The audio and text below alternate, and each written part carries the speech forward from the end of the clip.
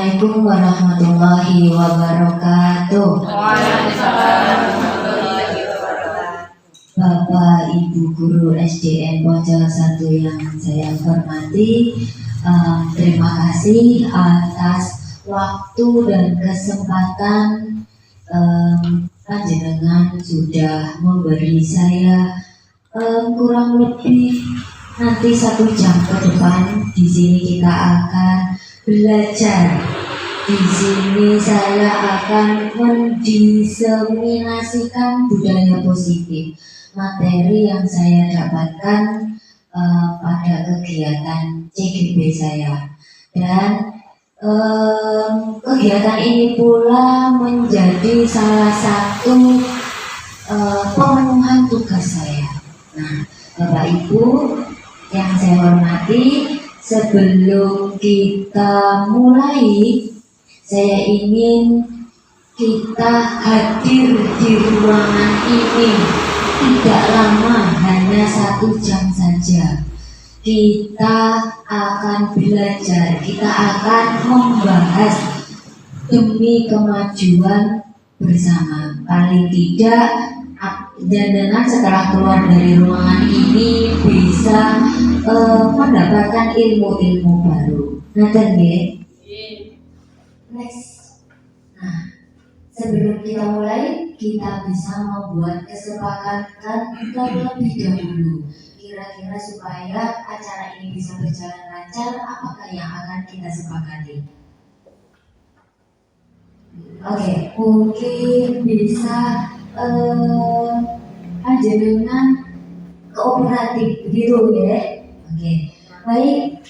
Saya ulangi lagi supaya kegiatan ini bisa berjalan dengan lancar. Maka kesepakatan yang kita buat adalah 1, adanya komunikasi 2 arah. 2, panjenengan bisa bertanya apabila mengalami apa yang tidak dipahami. Ada ya? Selanjutnya, nah, sebelum masuk pada materi, apakah Bapak Ibu setuju bila pemberian hukuman itu dapat mendisiplinkan siswa? Ada yang setuju? Coba diberi setuju Bu, asal hukuman yang diberikan tidak sampai mencederai siswa. Oke. 1 pertanyaan ya sudah diwakili. Sekarang pertanyaan yang nomor 2, apakah pemberian hadiah meningkatkan prestasi siswa? Setuju atau tidak? Setuju. Setuju. Bisa mengerjakan atau diberi tekanan bisa menjawab motivasi. Oke, sebagai salah satu motivasi. Selanjutnya, guru harus mampu memberikan solusi untuk setiap siswa yang bermasalah. Setuju atau betul? Setuju juga. Apa? Mungkin ada yang bisa memberi alasannya? Guru harus mampu memberikan solusi untuk setiap siswa yang bermasalah. Setuju dengan guru memberikan solusi kepada anak. Anak memiliki pandangan atau merasa bahwa permasalahan yang dihadapi bisa diselesaikan. Oke. Yang terakhir, guru berperan sebagai teman bagi siswa. Kira-kira apakah Bapak Guru setuju dengan pernyataan ini? Setuju juga. Oke. Nah, jawaban dari panjenengan semuanya akan saya tampung. Akan kita cross check apakah sesuai dengan materi yang akan kita pelajari. Begitu, ya? Nah, berarti semuanya 4 pernyataan ini setuju semuanya. Ya, Oke. Nice. Nah, sebagaimana judul saya di awal, yaitu budaya positif. Judul dari diseminasi saya adalah budaya positif. Adakah dari Bapak Ibu yang tahu sing diarani budaya positif itu apa sih? Ya, ada yang bisa menjawab mungkin apa itu budaya positif? Pak Wid, mungkin mau menjawab budaya positif?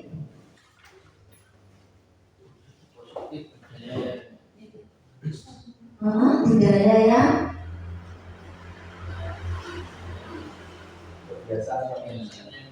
oke, kebiasaan yang baik. Ada lagi yang mau mengungkapkan pendapatnya selain budaya yang baik? Kebiasaan yang membuat kita semakin maju. Oke, itu menurut kita ya. Sekarang secara definisi, apakah budaya positif itu? Yaitu perwujudan dari nilai-nilai atau keyakinan universal yang diterapkan di sekolah.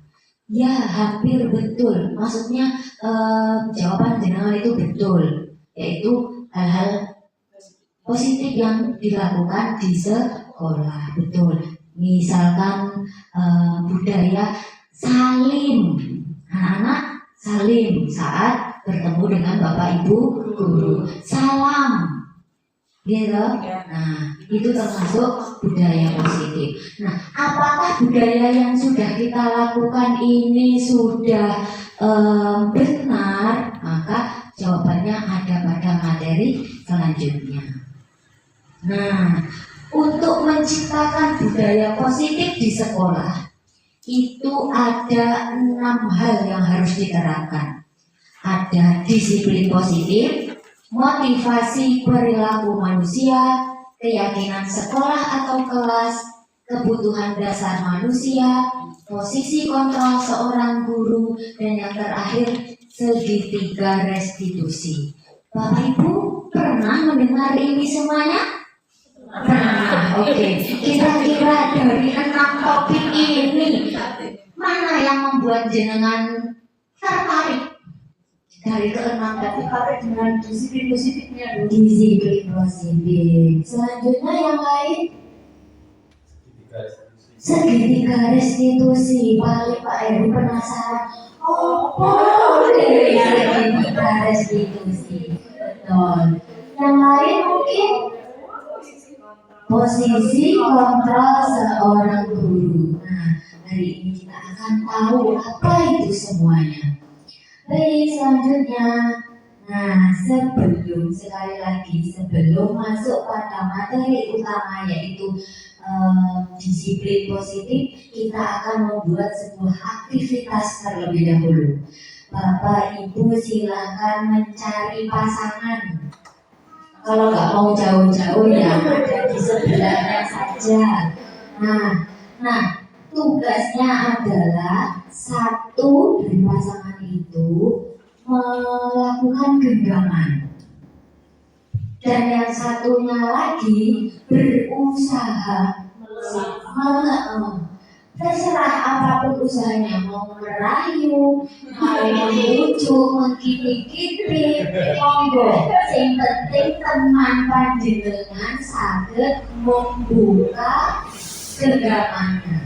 Nah, bagi yang bertugas menggenggam, sini motivasi panjenengan adalah di tangan itu sudah jenengan tulis satu rahasia penting yang gak boleh dilihat oleh orang lain.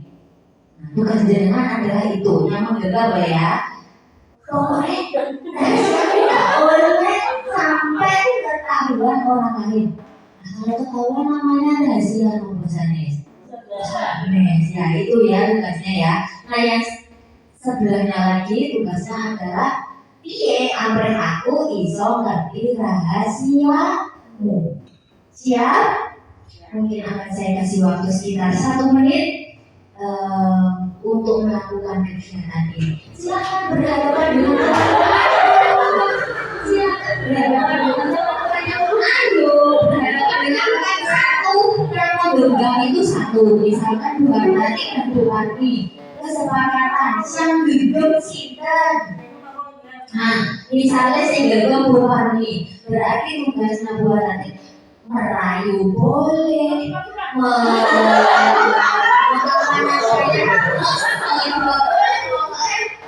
misinya buat nanti adalah supaya bulan ini bisa membuka genggamannya. Sedangkan misinya bulan ini genggaman itu jangan sampai terbuka karena di dalamnya ada rahasia. Ayo, ayo, saya mau bilang, benar-benar bisa deh. Ini temannya, ayo, bisa. Ayo, dimulai dari sekarang. Ayo.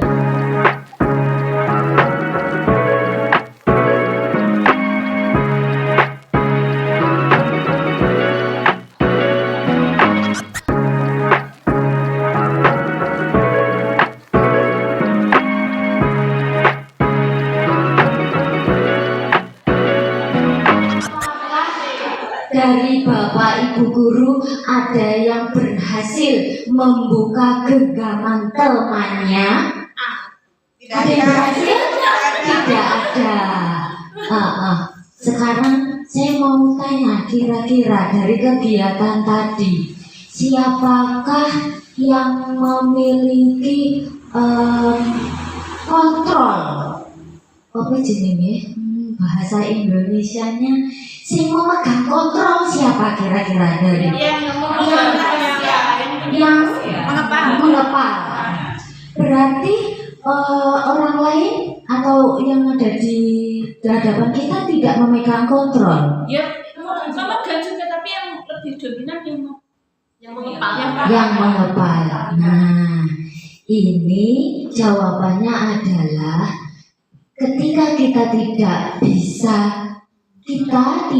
bisa merayu orang lain, kita tidak bisa mengkontrol orang lain.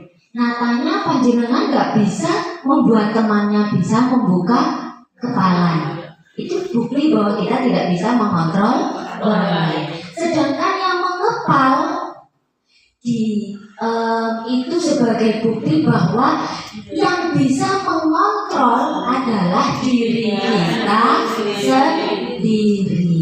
Nah, dari sini kita juga bisa mengambil kesimpulan bahwasanya jika kita ingin melakukan perubahan bukan dari orang lain, melainkan diri kita sendiri. Nek dhewe pengen berubah, maka bisa.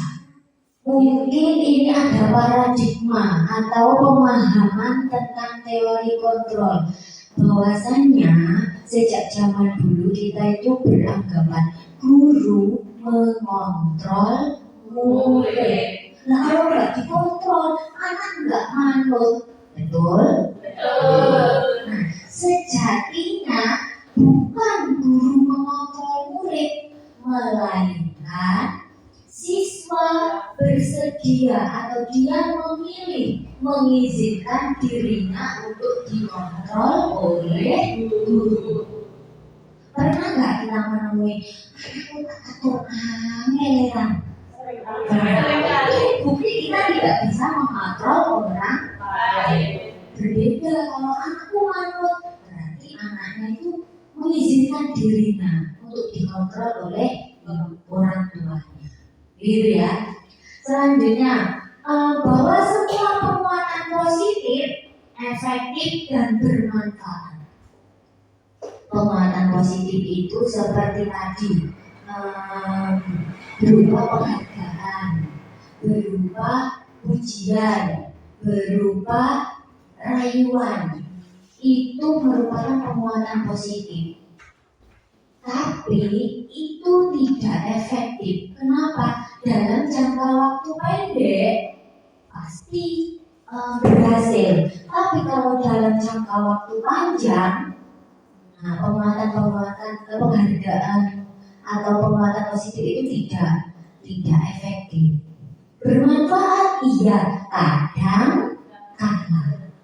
Selanjutnya, bahwa kritik dan membuat orang merasa bersalah dapat menguatkan karakter. Kan kadang kita mengkritik dia, supaya dia itu lebih baik. Kadang pikirannya itu ngoten. Tetapi pada hakikatnya saat kita mengkritik bisa jadi dia merasa down atau merasa rendah diri. Selanjutnya, bahwa orang dewasa memiliki hak untuk memaksa. Ini yang sering kita lakukan, baik terhadap anak maupun terhadap siswa. Kita orang dewasa nih merasa, mereka berhak untuk kita paksa. Sejatinya tidak seperti itu. Pernah nggak anak kita suruh dia terus ngeyel logat? Pernah. Itu menunjukkan kita tidak bisa memaksa. Maka paradigma ini mengalami pergeseran atau perubahan. Yaitu apa? Bahwasanya yang bisa mengontrol adalah diri kita sendiri. Selanjutnya, ini ada Pak Steven. Pak Steven itu melakukan penelitian dan dia membuat sebuah pernyataan bahwa bila kita ingin membuat kemajuan perlahan, sedikit-sedikit, maka cara yang bisa kita lakukan dengan mengubah sikap atau perilaku.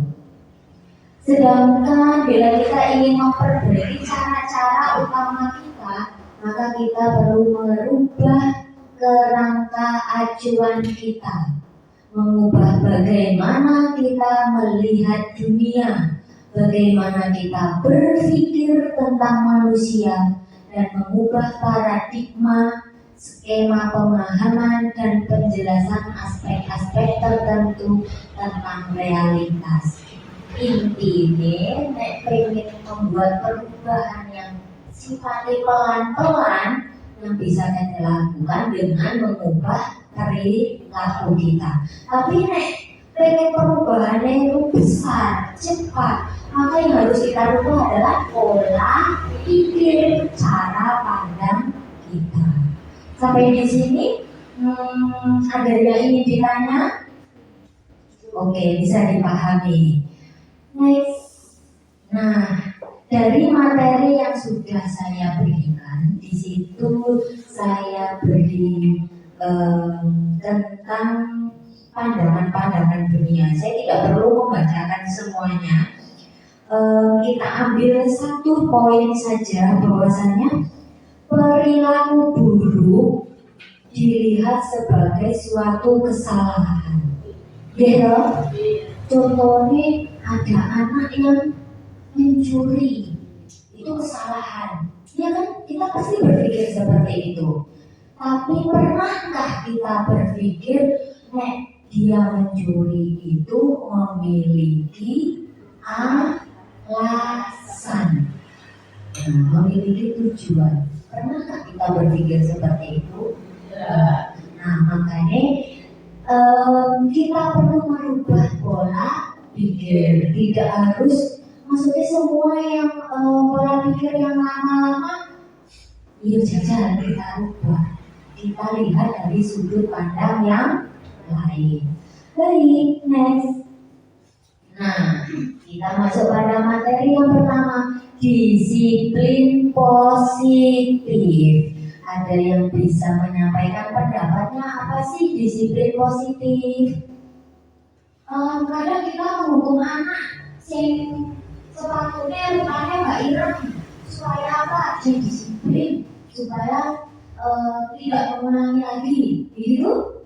Nah, oke. Apakah disiplin yang kadang kita pikirkan itu sama dengan yang seharusnya? Jawabannya adalah disiplin positif itu merupakan salah satu cara. Berarti ada banyak cara ya. Ini hanya salah satu saja.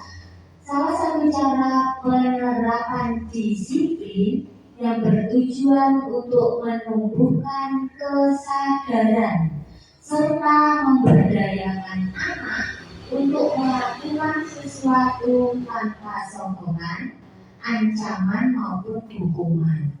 Jadi diarani disiplin itu anak rela dengan sukarela melakukan kebaikan dengan ini, dan poin pentingnya adalah kesadaran. Baik, menumbuhkan kesadaran yang bagaimana? Nah, kesadaran yang sesuai dengan nilai-nilai kebajikan universal. Di Indonesia ini sebenarnya ada 6 nilai-nilai kebajikan universal. Sudah saya cantumkan juga di materi. Hanya di sini yang saya pilih adalah nilai kebajikan pelajar Indonesia atau profil pelajar Pancasila yang saat ini dari pemerintah digaung-gaungkan, yang diharapkan dimiliki oleh generasi kita. Nah, sebenarnya nilai-nilai kebajikan itu ada banyak sekali. Cuman ada yang bersifat rinci, ada yang bersifat global. Nah, yang nomor 2 adalah tentang motivasi perilaku manusia. Coba Bapak Ibu, saya mau bertanya nih. Kalau jenengan saya minta datang untuk duduk di sini, motivasinya apa? Pengetahuan. Belajar, oke. Ada yang menghindari ketidaknyamanan, aku motivasi ke Sony. Atau ada yang ingin mendapatkan imbalan atau penghargaan? Tidak. Atau menghargai diri dan menjadi orang yang mereka percaya. Nah, ini loh. Jadi saat kita melakukan perbuatan, yang memotivasi kita itu ada 3 hal ini. 2 yang pertama, menghindari dan mendapatkan imbalan, itu adalah motivasi yang bersifat eksternal.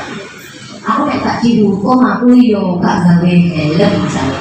Aku nek gak ditilang, aku yo gak gawe helm. Jualannya berupa sertifikat. Aku nek gak sertifikat, aku yo gak.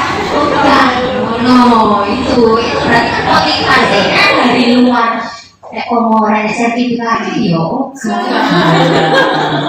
Nah, 2 motivasi yang di depan itu sifatnya lemah, gitu. Nah, maka harapannya adalah siswa-siswa kita, tidak hanya siswa tapi kita juga memiliki motivasi yang ketiga, yaitu menghargai diri sendiri. Jadi ada yang melakukan ini ya karena aku pengen jadi orang yang saya yakini. Apa? Dengan yakin ingin menjadi orang yang seperti apa? Misalnya saya mau jadi orang yang pintar, bisa dipercaya, maka saya melakukan hal itu dengan sangat hati-hati, dengan sangat tanggung jawab. Nah, itu termasuk motif menghargai diri sendiri. Nah, ini motivasi ini berasal dari dalam diri, dan motivasi yang berasal dari dalam diri itu biasanya berjangka panjang. Ora enek sertifikate, karo mantuk, karo kesan. Itu karena saya ingin pintar, saya ingin paham, maka akan dilakukan. Harapannya motivasi seperti ini loh yang kita tubuhkan kepada siswa. Orang krono dimarahi, orang krono dapat hadiah. Next. Nah, kaitannya dengan disiplin positif, biar kita disiplin, menerapkan disiplin ada itu pasti dengan hukuman. Nah, hukuman, konsekuensi, dan restitusi. Di situ tabelnya sudah saya cantumkan di materi, tidak perlu dibaca semuanya. Cukup kita mengambil satu saja. Bahwasanya untuk hukuman Dan sanksi itu memiliki atau metode yang memiliki kelemahan. Gitu? Pernah nggak Bapak Ibu guru menghukum siswanya? Nah, kira-kira nek dihukum kuwi apa yang terjadi dengan siswa? Apakah mereka jera? Kadang jera, kadang enggak. Apakah mereka menjadi lebih berani? Malah rendah diri. Nah, karena itu ketika kita mendisiplinkan anak dengan menggunakan hukuman itu tidak efektif. Di sini sudah dituliskan bahwasanya murid atau anak bahkan justru akan membenci peraturan itu di saat kita memberi hukuman. Sedangkan kalau konsekuensi itu ya karena udah kesepakatan, mau tidak mau dia pasti melakukan. Nah, anak akan menghormati peraturannya. Tapi ketika tidak ada peraturan, dia akan mengulangi lagi. Nah, piye lah kalau hukuman sama konsekuensi memiliki kelemahan seperti itu, berarti cara yang tepat menggunakan restitusi. Apa sih restitusi? Restitusi ini bocorannya ya, kalau nggak bolong nggak tak bocori ini. Nah, restitusi itu upaya kita untuk menumbuhkan anak ketika dia mendapati masalah, dia bisa menemukan solusinya sendiri. Nah, berdasarkan bahan Bagel tadi, maka bisa diambil kesimpulan hukuman itu sifatnya tidak terencana. Gitu, pasalnya wae dhewe kan. Nah, terus bersifat satu arah. Kita yang menentukan hukuman itu.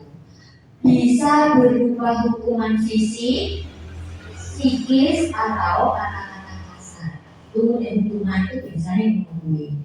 Terus kalau konsekuensi itu bersifat terencana, sudah disepakati antara guru dan siswa.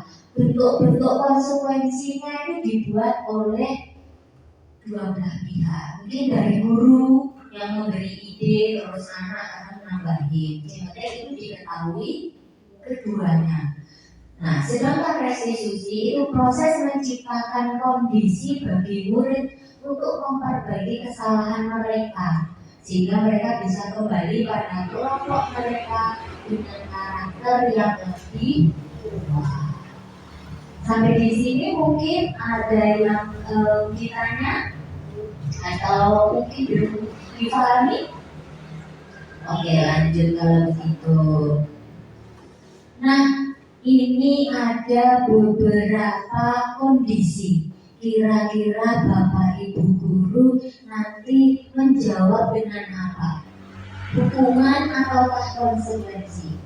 Yang nomor satu, kondisi yang satu, mencatat 100 kali di buku kalimat berupa saya tidak akan terlambat lagi. Nah, kira-kira menurut jenengan ini diarani hukuman atau konsekuensi? Konsekuensi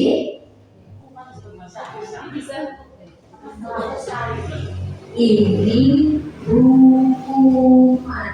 Kok begitu? Adakah keterkaitan antara mencatat 100 kali dengan datang terlambat? Hukumannya biasanya gak nyambung antara kesalahan dengan apa yang harus ditebus oleh anak. Itu adalah hukuman. Jadi mencatat 100 kali gara-gara terlambat itu hukuman. Lari mengelilingi lapangan 2 kali karena terlambat hadir di sekolah. Hukuman atau konsekuensi ini? Hukuman. Membersihkan coretan yang dibuat di meja tulis? Konsekuensi. Betul. Berdiri di depan kelas sambil mengangkat kaki satu karena nggak bisa menjawab pertanyaan. Kira-kira hukuman atau konsekuensi? Hukuman. Membersihkan WC karena bertengkar dengan teman. Hukuman juga. Lari keliling lapangan karena terlambat saat pelajaran PJOK. Hukuman atau konsekuensi? Konsekuensi. Kenapa kok dengan yang nomor 2 tadi kok beda? Nah, ini ada hubungannya dengan pelajaran PJOK. Pelajaran PJOK lari-lari apa buatan Pak? Iya. Kecuali nanti tulisannya saat pelajaran agama. Itu namanya hukuman. Sampai di sini sudah bisa dipahami ya, hukuman itu yang seperti apa, konsekuensi itu seperti apa, bisa dipahami? Oke, lanjut. Nah, dihukum oleh penghargaan. Penghargaan kok dihukum? Coba mungkin dari teman-teman bisa menyampaikan pendapatnya. Dihukum oleh penghargaan. Ini jenisnya penghargaan itu bukan hukuman, gitu. Tapi kenapa kok disebutkan dihukum oleh penghargaan? Nah, ini temuan yang kesimpulan yang ditemukan oleh Alfie Kohn, bahwasanya berdasarkan pengamatannya, tindakan yang memberikan penghargaan itu memiliki nilai yang sama dengan menghukum seseorang. Maka dia membuat kata-kata itu dihukum oleh penghargaan. Alasannya apa? Karena penghargaan itu pengaruhnya hanya jangka pendek, tidak untuk jangka panjang. Apa kalau jangka panjang? Jangka panjangnya seandainya dilakukan secara jangka panjang, ya anak akan bergantung, gitu, ketergantungan. Aku dapat nilai hadiah, aku ya lega, kan begitu. Nah, selanjutnya penghargaan itu tidak efektif. Ya, sesekali efektif, tapi keefektifannya tidak lama. Oh, malah hadiah buku, aku kan masih 11 dewe. Akhirnya kita nggak bisa menggunakan solusi itu lagi. Selanjutnya, penghargaan merusak hubungan. Hubungan dengan siapa? Hubungan dengan teman. Oh, kayaknya sih gue penghargaan. Aku harus berusaha belas lagi. KPI. Akhirnya dia marry, dia cemburu, dia tidak suka dengan temannya. Efeknya panjang. Penghargaan mengurangi ketepatan. Ya, ini hampir sama dengan merusak hubungan. Kadang kita pakai penghargaan yang kita rasa ke anak yang benar saja, tapi belum tentu penilaian kita itu objektif. Penghargaan mengurangi kualitas. Jadi yaitu tadi kualitas dari dia melakukan kebaikan. Motivasinya menjadi eksternal gitu. Nah, penghargaan mematikan kreativitas. Sedangkan penghargaan merupakan motivasi dari dalam. Nah, itu beda lagi. Penghargaannya biasanya tidak wujud. Penghargaan itu kebanyakan motivasinya dari luar, tapi ada juga yang dari dalam. Baik, selanjutnya, nah, yang ketiga, sudah pada ngantuk. Iya, kalau begitu kita ice breaking dulu.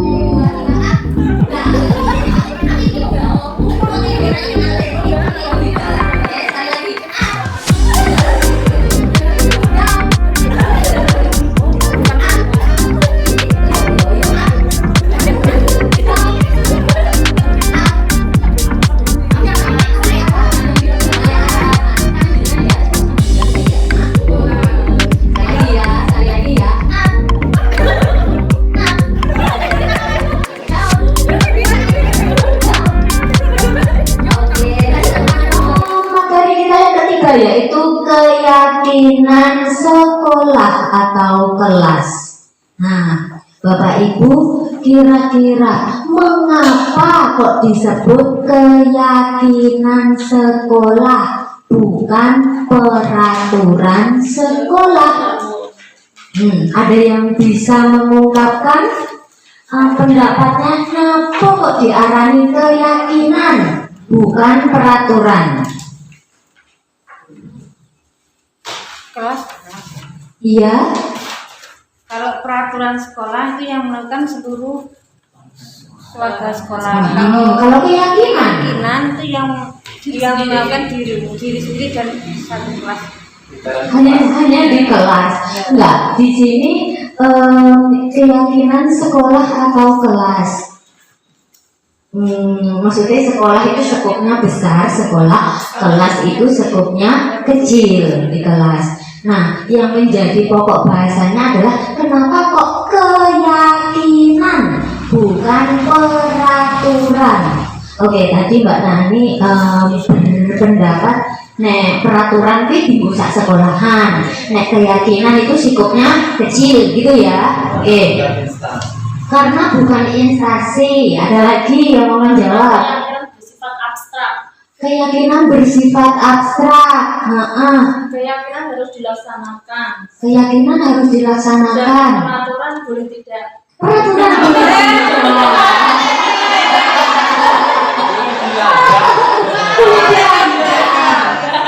dilanggar apa di musola. Nah, sebenarnya keyakinan dengan peraturan itu perbedaannya adalah nek peraturan itu sifatnya ekstrinsik atau dari luar, eksternal. Tapi kalau keyakinan itu dari dalam diri, kesadaran. Jadi mengontrol diri dengan hal-hal yang baik, tapi pengontrolannya itu dari dalam, maka disebut dengan keyakinan. Tapi nek pengontrolannya dari luar, itu diarani peraturan. Antara sadar kalau nggak sadar nih belum. Nah, itu itu terkait dengan keyakinan. Lanjut. Mengapa kita memiliki peraturan tentang penggunaan helm pada saat mengendarai kendaraan roda 2 atau motor? Nyapa nek numpak motor kok kon gawe helm? Kenapa? Oke, ada yang bilang untuk keselamatan, tadi ya, berarti intinya ada lagi. Takut dibilang, apa lagi? Aturannya seperti itu. Nah, satu kejadian tapi memiliki alasan yang berbeda-beda. Alasan yang berbeda-beda ini loh itu sing iso, iki loh sing diarani keyakinan, iki loh sing diarani peraturan. Misalkan kita harus pakai helm, gitu. Kalau kita menjawab alasannya takut ditilang, memang peraturan, maka saat kita memakai helm berarti kita masuk pada peraturan. Tapi saat kita memakai helm itu gara-gara biar selamat, maka perbuatan itu loh motivasinya adalah keyakinan. Kira-kira lebih kuat yang mana itu tadi? Keyakinan. Ini loh yang harus kita tumbuhkan kepada anak-anak. Jadi nggak sekedar peraturan, tapi kesadaran dari dalam diri mereka untuk berbuat baik. Mengapa kita memiliki peraturan tentang mencuci tangan mencuci tangan setiap saat akan makan? Biasanya apa? Menjaga kebersihan supaya tetap sehat. Kira-kira ini masuk keyakinan apa peraturan? Keyakinan. Bahwa orang yang peraturan nek jalan arep maaf mesti cuci tangan. Itu adalah keyakinan. Lanjut. Nah, keyakinan bisa dilakukan di kelas, bisa dilakukan di sekolah. Apa bedanya ning kelas karo ning sekolah? Kalau keyakinan sekolah itu sifatnya global, tapi kalau keyakinan kelas itu lebih rinci dan biasanya dilakukan hanya dalam kelas itu. Tapi kalau keyakinan sekolah dilakukan oleh semua warga sekolah.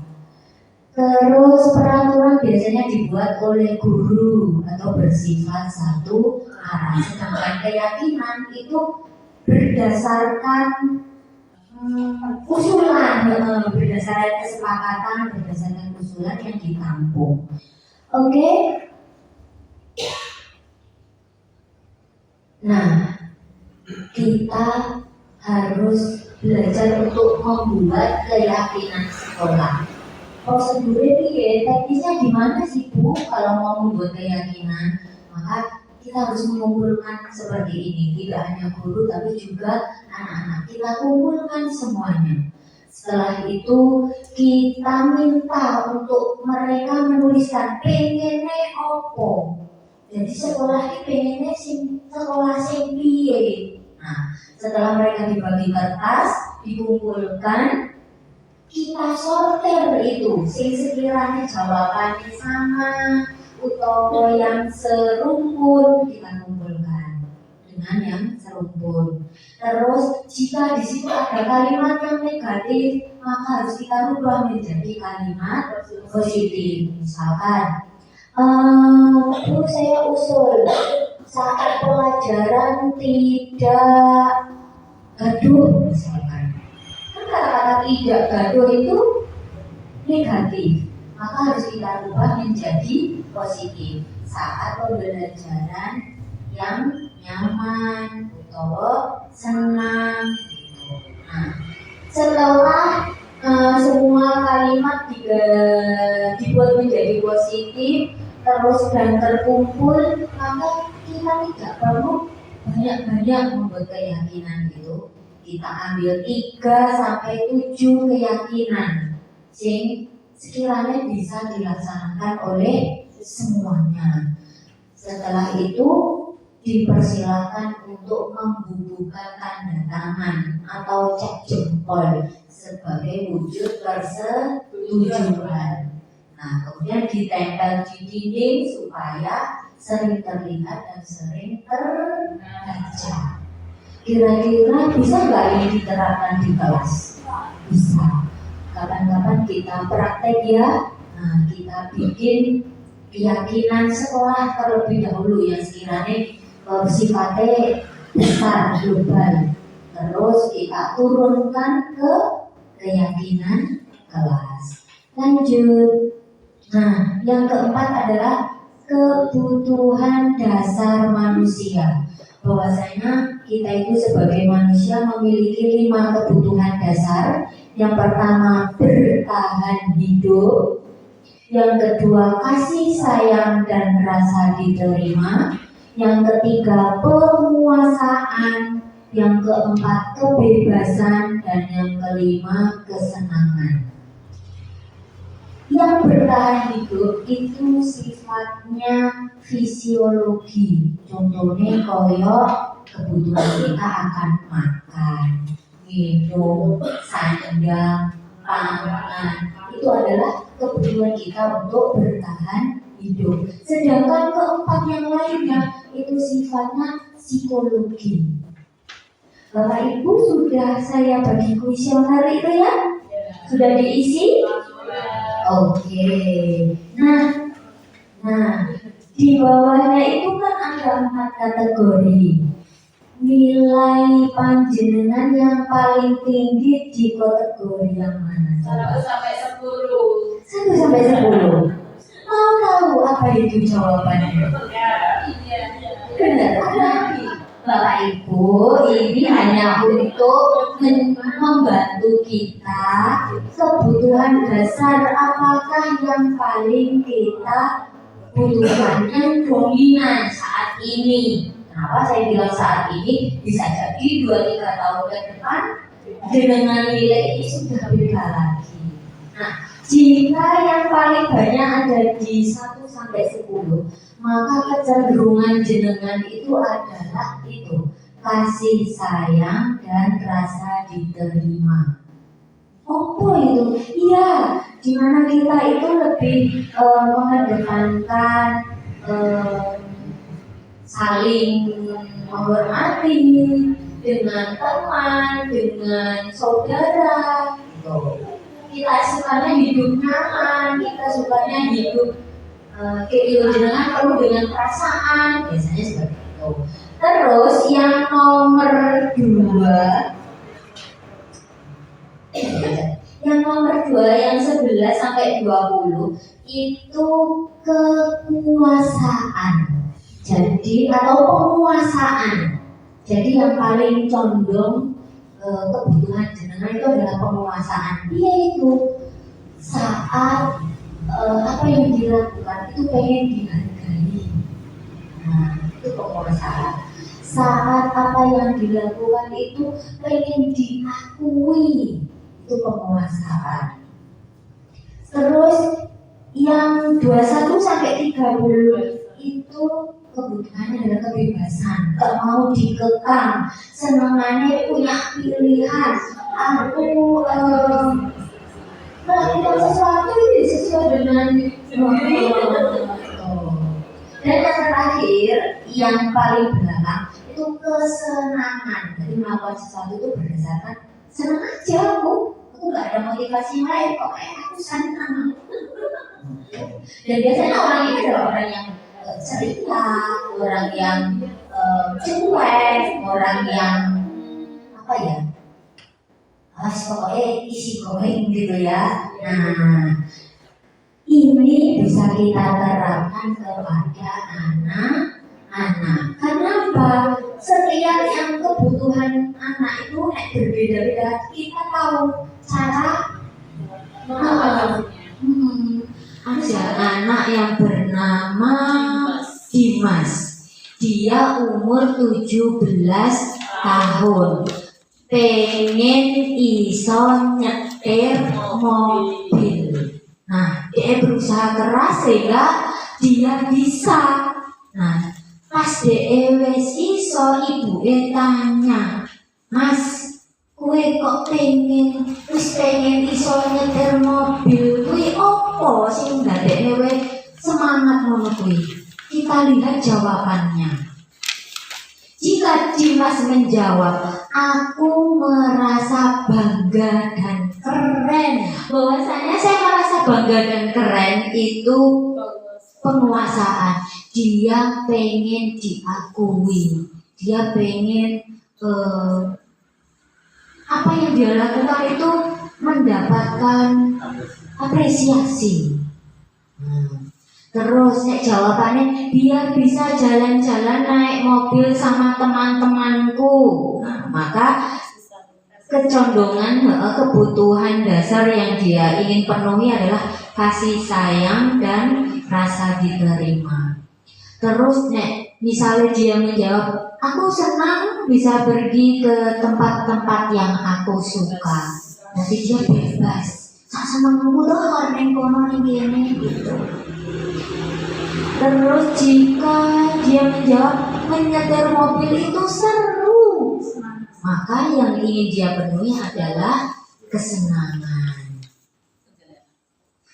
Sebenarnya dari jawaban anak-anak itu bisa menunjukkan pribadiannya, gitu. Tapi terkadang. Baik, selanjutnya. Nah, mar ini tidak perlu ditulis, tidak perlu dilaporkan, tidak perlu diutarakan, cukup kita jadi renungan saja. Nah, bagaimana kita bisa menciptakan dunia yang berkualitas versi diri kita sendiri. Belum tentu kualitas menurutku sama dengan menurutnya Kak. Nah, mari kita renungkan. Nah, untuk menciptakan dunia berkualitas itu, ini adalah pertanyaan-pertanyaan yang akan membantu jenengan untuk menciptakan dunia itu. Siapakah orang yang paling penting dalam hidup? Apa yang paling bermakna bagi hidup Anda? Nah, ini pertanyaan ini tidak harus dijawab semuanya. Bisa satu atau dua, yang penting bisa membuat jenengan memiliki dunia yang berkualitas versi diri kita sendiri. Nah, ya, tidak usah. Oh, buku guru itu, buku itu bagaimana? Sudah saya cantumkan di materi kalau mau ingin membacanya lagi. Lanjut. Nah, 5 posisi kontrol guru. Jadi guru itu memiliki posisi. Pernah nggak jenengan emot pas zaman dulu banget? Pak guru kuala. Ingat? Kenapa? Kenapa kok kuala? Saya dipukul, suka menghukum. Nah, saya suka dengan ibu guruku karena dia itu menganggapku sebagai teman. Nah, ini kita ada 5 posisi kontrol guru, yaitu 1 sebagai penghukum, yang kedua pembuat merasa bersalah, yang ketiga sebagai teman, yang keempat sebagai pemantau, dan yang terakhir sebagai manajer. Kira-kira kalau kita mau mengangen-angen diri kita sendiri, panjenengan kuwi mlebet sing pundi nomor 1 sampai 5 niku? Di guru yang berposisi sebagai penghukum biasanya memiliki kata-kata yang sukanya menghardik. Loh nih, nunjuk-nunjuk, kadang kalau lagi marah-marah berkaca pinggang. Nah, dampaknya apa? Biasanya bocah tidak langsung seperti itu, dia akan diam. Terus, yo gak seneng dengan guru itu. Nah, itu biasanya guru penghukum. Masih ingat kan jenengan saat dihukum? Nah, waktu zaman dulu, nah itu. Sehingga kita down dulu. Selanjutnya, jika guru itu memiliki posisi kontrol sebagai pembuat merasa bersalah, itu biasanya kata-katanya tuh lembut. Tapi iya, iso dadekne bocah iki ngerti, oh iya aku salah gitu. Nah, biasanya ditambahin juga, kamu itu loh bikin saya mau saya dimarahin sama kepala sekolah. Itu adalah kata-kata dari guru yang membuat merasa bersalah ke siswa. Dampaknya siswa ya akan merasa bersalah. Nah, lebih kadang yang menjadikan dia rendah diri. Lanjut, nah kalau guru sebagai teman, tadi kebanyakan dari Bapak Ibu guru memiliki posisi kontrol sebagai teman. Memang ramah, cenderung, tapi anak-anak itu terus kurang, penghormatannya itu menjadi berkurang, gitu. Nah, kadang nek diutus,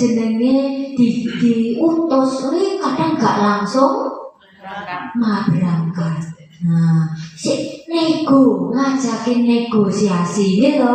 Nah, itu. Selanjutnya, sebagai pemantau, biasanya nadanya itu datar, terus ekspresinya juga datar. Ini bagus, hanya saja ketika anak itu kita beri sanksi, maka kita tuh harus selalu memantau. Terus biasanya itu sering ngelain, kamu ingat nggak peraturan yang ada di sekolah kita? Piye? Jadi itu dikait-kaitnya karo peraturan yang ada. Nah, biasanya bocah kuwi akhirnya gini, oh nek aku gak oleh hukumannya gitu, aku gak oleh hadiahnya gitu, sehingga dia tidak mandiri, tidak sepenuhnya mandiri. Yang terakhir, yang posisi manajer. Nah, ini adalah posisi yang sangat baik. Kenapa? Karena posisi manajer itu berhubungan dengan segitiga restitusi. Jadi dia tegas, terus sering mengajukan pertanyaan-pertanyaan di mana pertanyaan itu bukan untuk langsung memberi jawaban, tapi menggiring anak, memancing anak untuk menemukan solusi dari permasalahannya sendiri. Contohnya ya, kamu terlambat. Kira-kira solusi apa yang akan kamu berikan? Kira-kira ben oke terlambat meneh piye? Jadi hanya dipancing-pancing seperti itu. Nah, dampaknya apa jika kita berposisi sebagai manajer? Maka siswa itu akan menjadi mandiri dan mampu memecahkan masalahnya sendiri. Baik, yang terakhir yaitu segitiga restitusi. Apa itu segitiga restitusi? Yaitu cara di saat kita menyelesaikan sebuah permasalahan itu disebut dengan segitiga restitusi. Tahapannya ada 3, maka disebut dengan segitiga. Yang pertama, menstabilkan identitas. Cuman fokusnya di sini, saya tidak akan membahas tentang kesalahan kamu, tapi kamu membahas tentang solusinya dia. Itu adalah di tahap menstabilkan identitas. Tahap selanjutnya yaitu validasi kebutuhan. Coba kamu jelaskan kenapa kamu mencontek. Dia bilangnya begini, semalam saya nggak belajar Bu karena baru pulang dari hajatannya keluarga. Dia memberi penjelasan. Berarti setiap perbuatan itu pasti ada alasannya, dan kita harus mendengarkan alasan itu dan memahaminya. Terus selanjutnya di tahapan yang selanjutnya adalah menanyakan keyakinan. Nah, wis bar ngerti, wis ngerti bersalah, kita tanya lagi, kira-kira keyakinan apa yang sudah kamu langgar? Hampir saja dengan peraturan apa yang sudah kamu langgar gitu.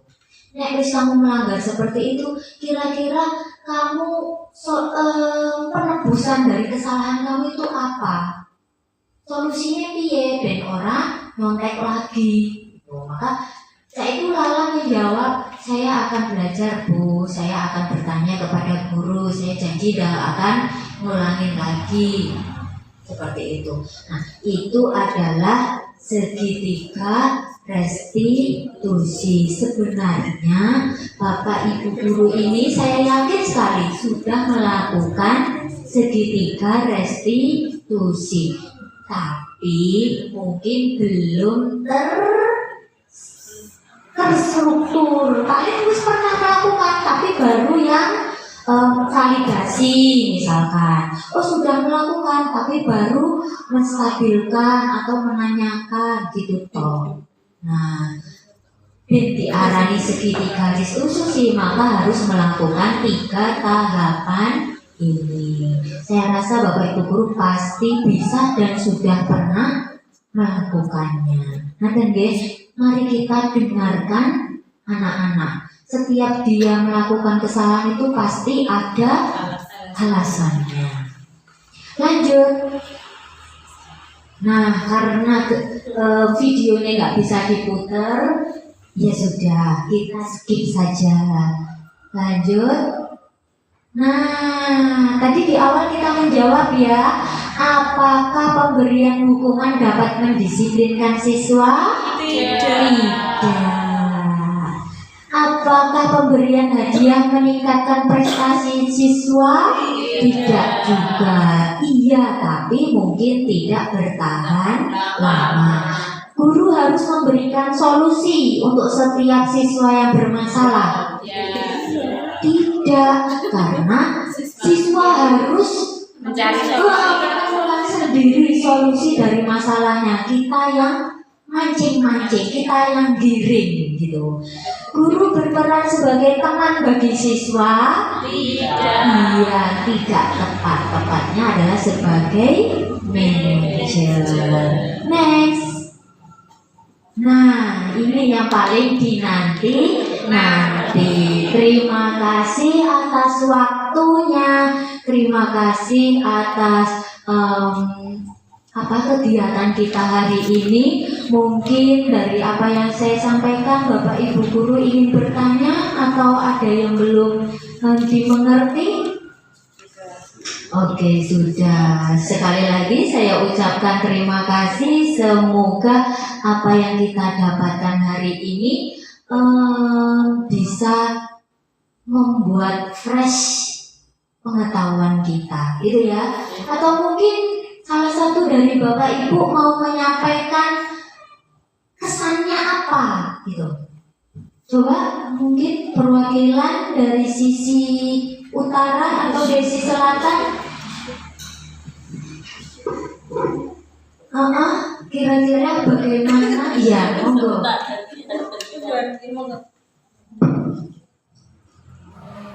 Menurut saya banyak sekali yang saya dapatkan dari materi pada hari ini, terutama saya di tahun ini menjadi guru kelas 1 itu banyak sekali berkaitan atau banyak sekali istilahnya seperti pengalaman yang sesuai dengan materi yang disampaikan oleh Ibu tadi, dan banyak memberikan manfaat juga yang selama ini saya salah persepsi dari penjelasan-penjelasan ini tadi, akhirnya membuat saya lebih tahu lagi agar lebih baik lagi dan menghilangkan persepsi-persepsi itu tadi, seperti pemberian hadiah, hukuman, teman, dan lain sebagainya. Terima kasih atas waktunya.